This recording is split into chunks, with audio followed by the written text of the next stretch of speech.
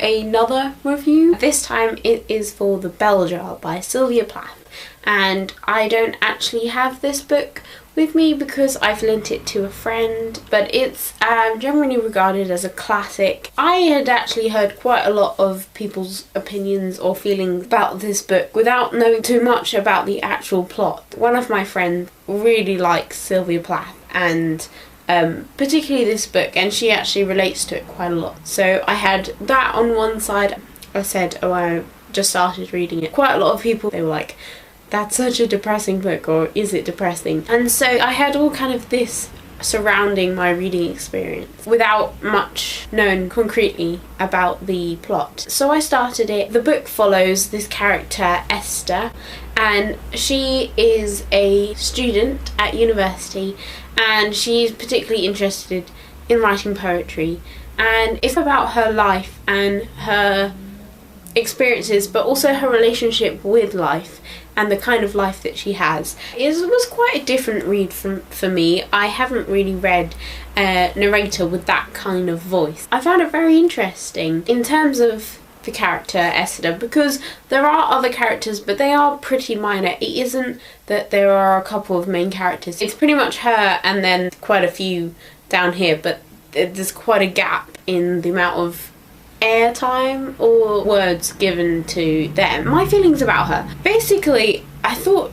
she was a really interesting character and I couldn't completely relate to her. I understood her on some levels, but I feel like I couldn't get to her very deepest levels, and I think that's partially just because of who I am and how my brain works. Her thought process seemed quite foreign to my own, so in that respect it was really weird but intriguing to read, but at the same time I feel like other people maybe get more out of it and relate more to her and then feel more connected to the story as a whole. As I said, I don't think I completely get her thought process, and so that came into the writing. Some of the passages I found were a bit harder to get through, not because of their language, but they took more effort, whereas other passages I could just read really easily because I was matching up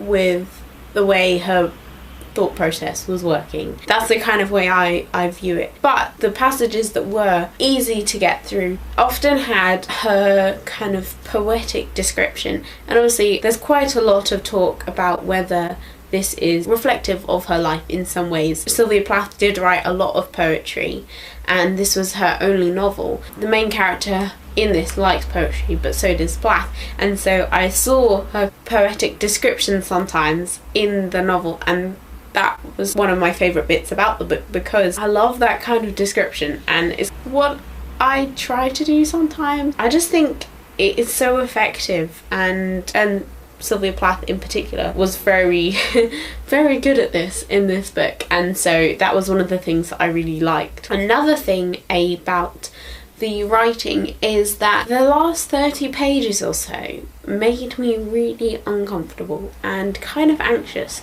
I don't want to give too much away in this about the ending and what really happens, but I've read more explicit books in terms of mental health, I guess, and suicide and that kind of thing, but her writing really got under my skin, and it was really strange for me because it wasn't that she was even saying all that much, but it just really got to me, and so I felt throughout that whole, like the last 30 pages or so, really uncomfortable, and I couldn't really sit still, and it was just really strange. And I would say that I'm starting to kind of notice what affects my reading experience as well as thinking about the actual books nowadays. Overall, I would say some people really love this book, and I liked elements of it. I think because I couldn't connect to Esther as much as perhaps others can, that affected that, but